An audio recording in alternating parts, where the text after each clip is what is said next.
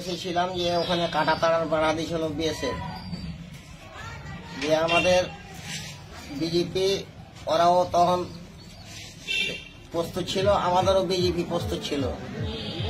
আমরা ওখানে গেছিলাম বিজেপির সাথে সহযোগিতা করার জন্য। হ্যালো দর্শক, কেমন আছেন সবাই? আশা করি সবাই ভালো আছেন, আমিও ভালো আছি।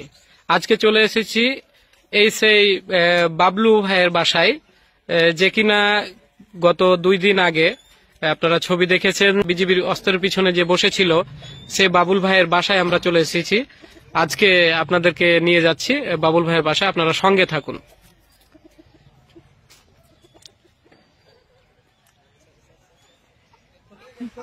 এটাই সে বাবুল ভাইয়ের বাসা। তিনি একজন কৃষক কিনা সেটা দেখতেই পাচ্ছেন, কারণ ওর বাড়ির চারপাশ জুড়েই কিন্তু ওই যে হলুদ, এবং তিনিও কিন্তু কৃষি কাজ করে।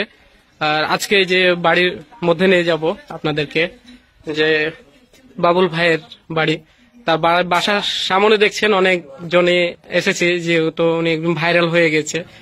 তা আপনার নাম কি দাদা? আমার নাম মোহাম্মদ বাবুল। বাবুল, আপনি কৃষি কাজ কতদিন থেকে করেন? কৃষি কাজ বহুত দিন থেকে, মোটামুটি ধরলেন 20 বছর। 20 বছর।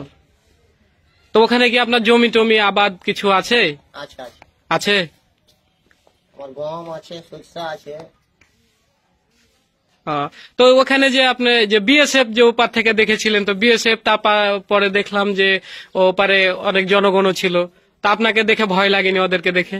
জি না, আমাকে ভয় লাগেনি। ভয় লাগেনি? জি না, একটু জোরে বলেন তো দাদা। আমরাকে কোনো ভয় লাগেনি।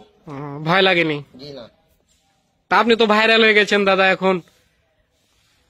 আপনার যে বসেছিলেন, এই যে যেভাবে পোজ দিয়েছিলেন বসে থাকা, যে মুখে বিড়ি টানছিলেন, হাতে কিন্তু ছুরি ছিল, তো এই ছবি যে তুলে যে ভাইরালটা করেছেন, তো তাকে কি বলবেন আপনি?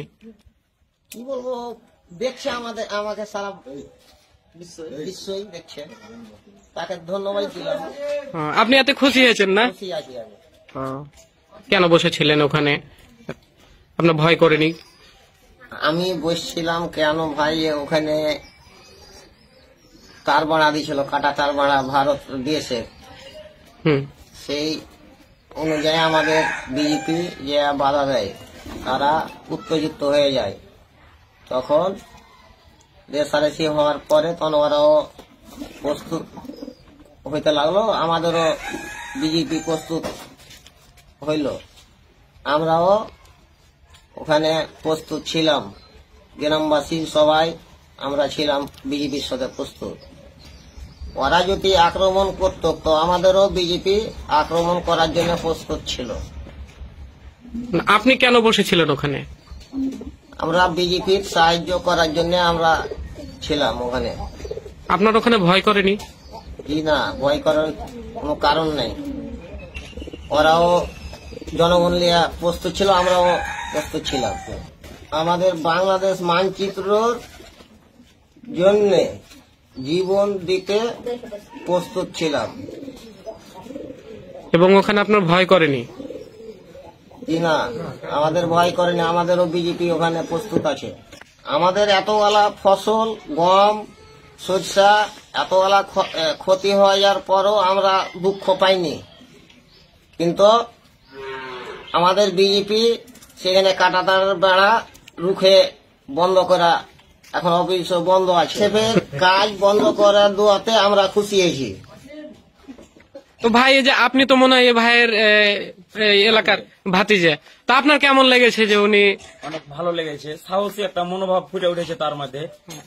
তার এই সাহসী মনোভাব আরো ইয়াং জেনারেশন এবং ছাত্র সমাজকে উজ্জীবিত করবে ভারতের বিরুদ্ধে আন্দোলনের জন্য। এটা মূলত ছিল ভারতের আগ্রাসনের বিরুদ্ধে আন্দোলনের একটা পূর্ব মঞ্চ। আমরা ভারতের চোখে চোখ রেখে কথা বলবো, কারণ আমরা 2024-এ স্বৈরাচার বিদায় করেছি, আমরা কারো দাসত্বের থাকবো না। ধন্যবাদ। দেখছেন, ওনাকে দেখার জন্য গ্রামবাসীও পর্যন্ত এসেছে তার বাসায়। সকাল থেকে অনেক ছিল তার এলাকায়, এবং দেখুন ওনার বাসার, এই যে এটা ওনার বাসা, এবং উনি বিভিন্ন ফসল আবাদ করে এবং তিনি একজন কৃষক, আগে বলেছি, এবং তার সাহসিকতা মুগ্ধ করেছে গোটা বাংলাদেশকে। তো আজ এ পর্যন্তই, আগামীতে নতুন কোনো ভিডিও নিয়ে আবার আপনাদের মাঝে হাজির হব।